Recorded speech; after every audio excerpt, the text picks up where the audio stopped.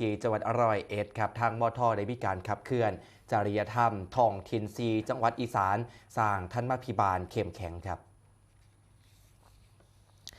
นายวัลลบพริ้งพงศ์ประธานอนุกรรมการจริยธรรมพนักงานส่วนท้องถิ่นเป็นประธานเปิดโครงการอบรมสัมมนาเชิงปฏิบัติการสร้างความรู้ความเข้าใจ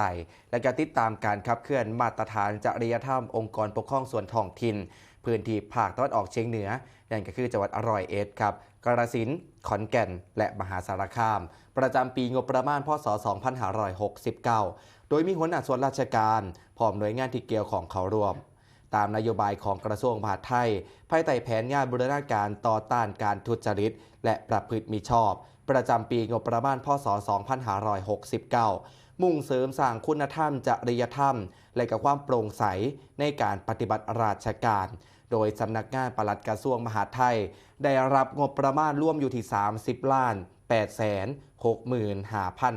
30,865,500 บาทในการดำเนินการ3กิจกรรมหลักได้แก่การเพิ่มประสิทธิภาพคณะกรรมการมาตรฐานจริยธรรม